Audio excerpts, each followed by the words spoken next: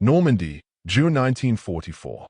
A 19-year-old British paratrooper is hiding in a ditch, watching a 56-ton Tiger tank roll toward his position. He has no anti-tank weapons, no grenades, no support, just a bootlace and an idea so crazy it might actually work. In 20 minutes, that Tiger will be completely disabled, and military tactics will never be quite the same.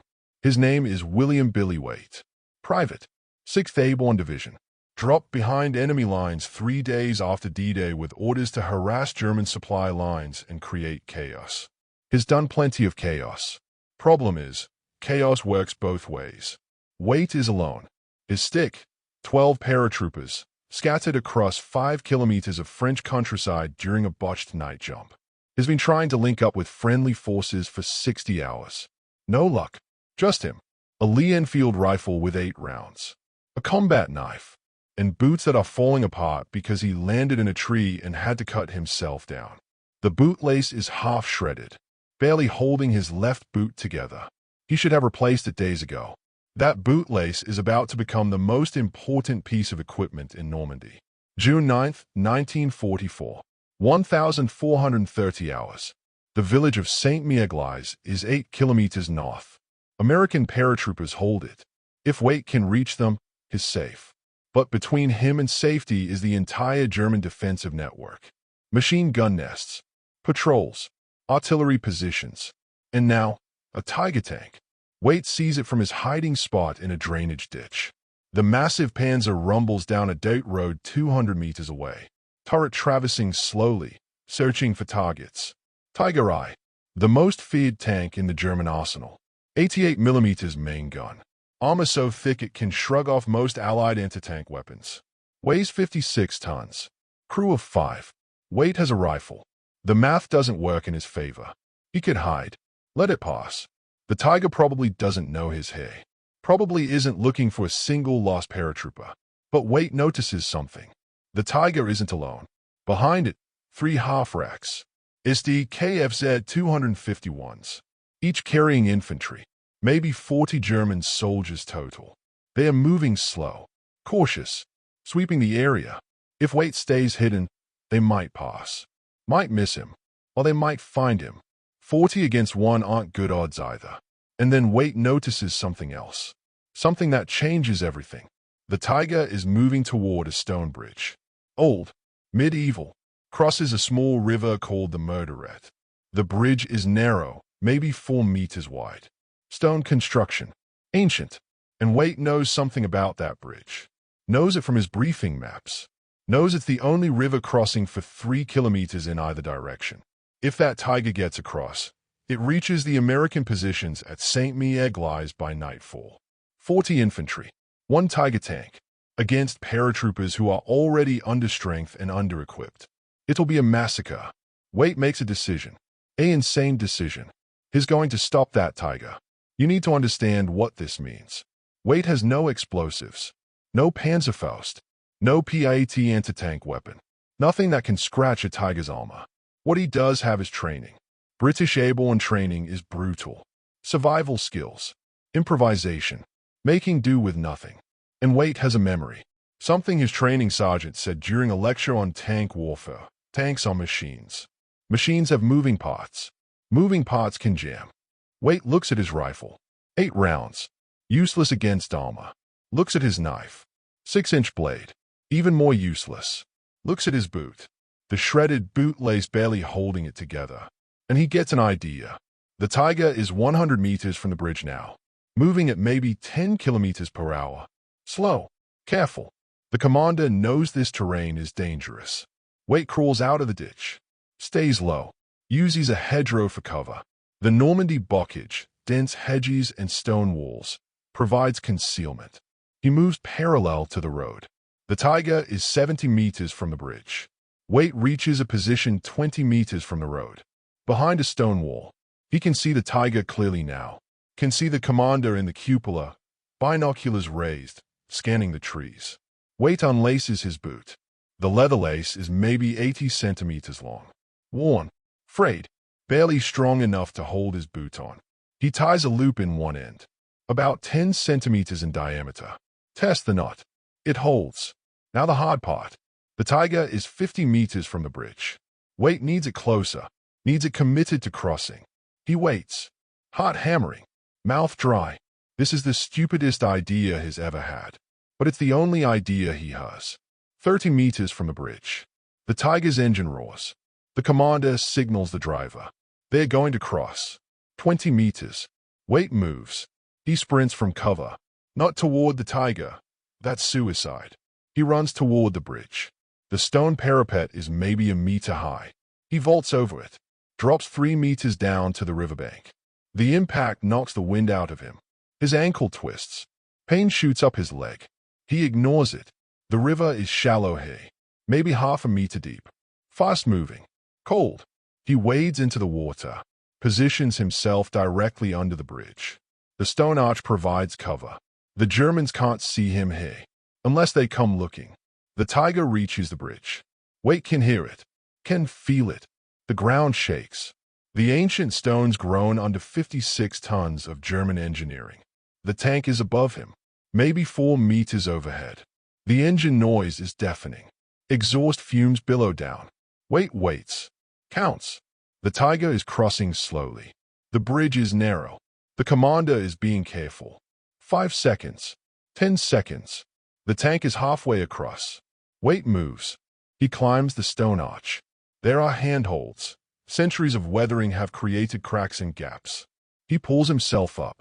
His head breaks the surface at the edge of the bridge. He's directly behind the Tiger now. The half-racks are still on the approach, 50 meters back, waiting for the Tiger to clear the bridge. The Tiger's rear deck is 2 meters above the road surface. The engine compartment. Hot. Exhaust ports venting fumes. And there, exactly where Wait hoped it would be, the idler wheel. Every tank track is tensioned by 2 wheels, the drive sprocket at one end and the idler wheel at the other. The idler wheel is passive. It just maintains track tension. But if you jam it, if you prevent it from turning, the track can't move. Immobilize the track, immobilize the tank. Wait has one chance. He pulls himself onto the bridge deck. He's exposed now. If anyone looks back, he's dead. The Tiger is still moving, almost across the bridge. The idler wheel is rotating. The track is moving at maybe 2 meters per second. Wait takes his bootlace, the loop he tied earlier, and he runs. 4 steps. That's all the distance he has. 4 steps before the Tiger clears the bridge and accelerates. He throws the bootlace. The loop catches on a return roller, one of the small wheels that guide the track along the top of the hole. The momentum carries the lace around. It wraps twice, 3 times. Then it catches on the idler wheel. The bootlace, 80 centimeters of worn leather, wraps around the idler wheel axle. Once, twice, and jams. The effect isn't immediate. The Tiger continues moving for another meter. The track keeps cycling. Tension builds. Then the bootlace holds. The idler wheel stops rotating. The track tries to keep moving but can't. Metal grinds against metal. The Tiger lurches. The left track seizes. The driver hits the brakes. The right track is still moving. The tank pivots violently left, toward the stone parapet. The commander is shouting. Wait can hear him even over the engine noise. Confusion. Panic. The Tiger's left side slams into the bridge parapet. Stone cracks. The ancient structure groans. But it holds. The Tiger is stuck. Left track immobilized. Right track spinning. The tank is pressed against the parapet at a 45-degree angle. Can't move forward. Can't reverse. Can't traverse the turret more than a few degrees because of the angle. Completely disabled. Wait doesn't wait to admire his work. He drops off the bridge. Hits the riverbank hard. His ankle screams. He ignores it. He runs. Downstream. Away from the bridge. Into the bocage. Behind him, chaos erupts. The German infantry dismounts. Officers are shouting. They're trying to figure out what happened. Trying to understand how a Tiger tank, just immobilized itself. The tank commander climbs out. Inspects the left track. Sees the bootlace wrapped around the idler wheel axle. Stays at it in disbelief. One bootlace, 80 centimeters of leather, has completely disabled a 56-ton tank. Wait is 500 meters away when he hears the first explosion. He stops, turns, black smoke rising from the bridge. The Americans, they must have heard the commotion, brought up a 57mm anti-tank gun. The Tiger is a sitting duck. Can't move, can't angle its armor, can't bring its main gun to bear. The 57mm rounds punch through the side armor. 1, 2, 3 hits. The Tiger brews up. Ammunition cooks off. The turret lifts slightly.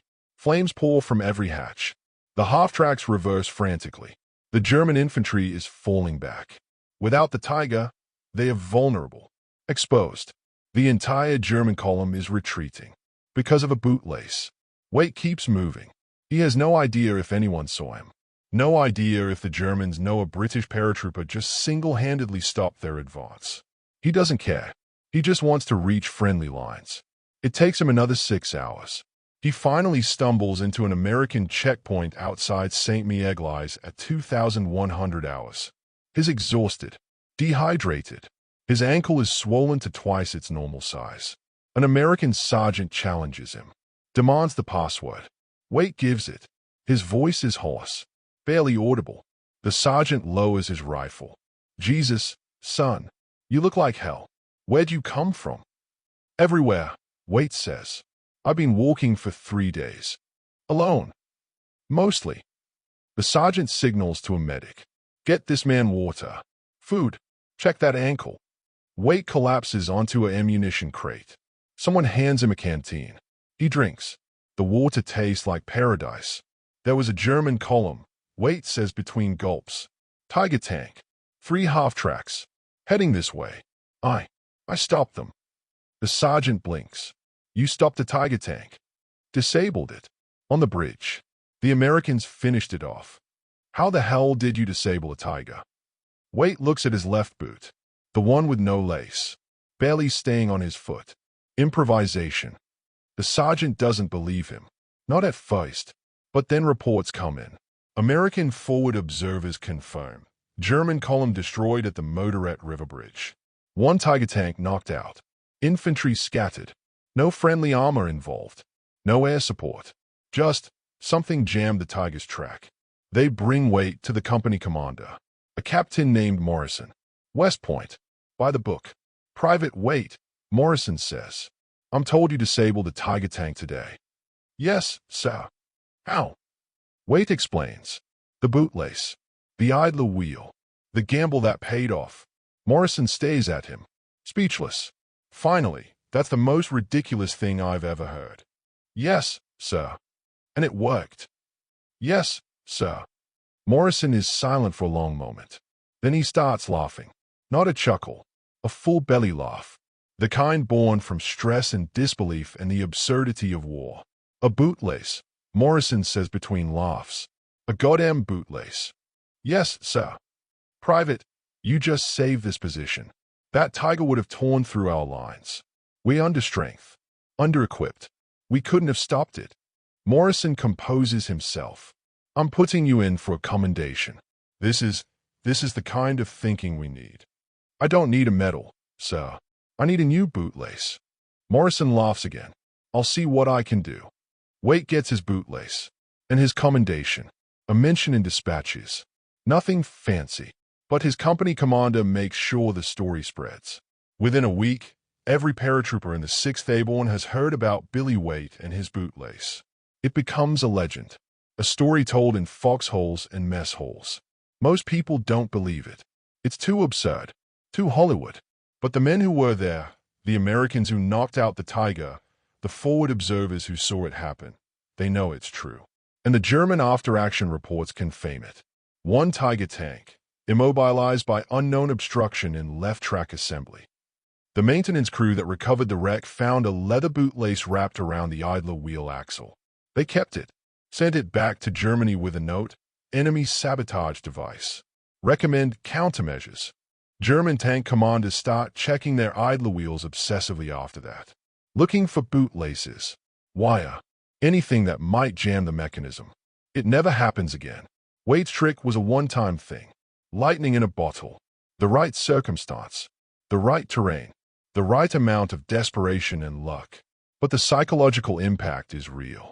German tank crews become paranoid. Start seeing threats that don't exist. All because of one bootlace. Waite considers this. I don't think one bootlace changed the war, but maybe it changed how people think about fighting, about improvising, about using what you have instead of wishing for what you don't. That's profound. It's practical. War isn't won by the side with the best equipment. It's won by the side that adapts faster. Dr. Marsh includes the story in her book, gives it 2 chapters, detailed analysis, technical diagrams showing exactly how a bootlace could jam an idler wheel under the right circumstances. The book is published in 1996. Untold Stories of D-Day becomes a modest bestseller. Waite receives a few letters, veterans thanking him for sharing the story, historians asking follow-up questions. He answers some, ignores others, is not interested in fame, never was.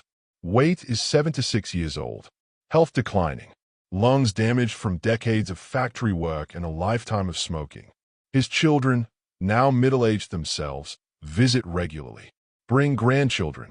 The grandchildren ask questions. Grandpa, is it true you stopped a tank with your shoelace? Waite smiles. Bootlace. And yes. How? Very carefully. The grandchildren don't understand. They are too young. They think tanks are video game enemies, things that explode when you hit them enough times.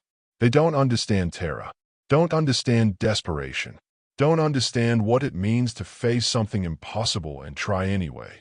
Waite doesn't expect them to understand. He just hopes they never have to. William Waite dies. Pneumonia. Complications from COPD. He's 78 years old. At his funeral, 6 old men attend. Veterans. 6th Airborne. The last survivors of D-Day. They wear their medals, stand at attention, salute when the coffin passes. One of them, the youngest, only 75, speaks to Waite's children afterward. Your father was remarkable, he says. Not because of what he did, but because he never thought it was remarkable. He just did what needed doing. He never talked about it much, Waite's son says. That's how you know it was real. The ones who talk are the ones who weren't there. Your father was there. He knew. The veteran pauses. Do you have his bootlace? The one from the story? No. He lost it. Obviously. Shame. Would have made a hell of a museum piece.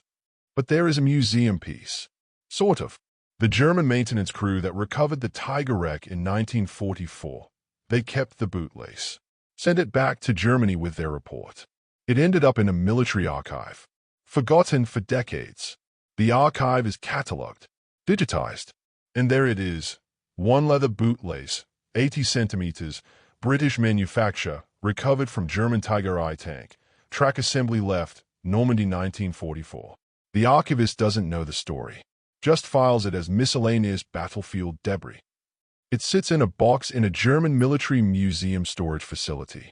Unnoticed, unremarkable. A researcher finds Dr. Marsh's book, reads about the bootlace incident, gets curious, tracks down the German maintenance reports, finds the archive entry, requests the artifact, and there it is, the actual bootlace. Worn, frayed, stretched, blackened from exhaust and heat, but intact, preserved. The museum puts it on display. Small exhibit, improvised weapons of World War II. The bootlace gets its own case. Small placard explaining what it is, what it did. Most visitors walk past without noticing. It's just a bootlace. Unremarkable. But veterans stop, read the placard, stay at the leather strip behind glass. Some of them cry. Some of them laugh. Some of them just shake their heads in disbelief. Because they understand what that bootlace represents. Not just ingenuity, not just luck, but the fundamental truth of combat. Sometimes the difference between victory and defeat is so small you can hold it in your hand. Sometimes the weapon that saves your life isn't the one you were issued. It's the one you improvise when you have no other choice. Sometimes courage isn't charging into battle. It's sprinting toward a 56-ton tank with nothing but a bootlace and a prayer. And sometimes, just sometimes, the prayer is answered. That's the legacy of William Waite. Not a hero, not a legend.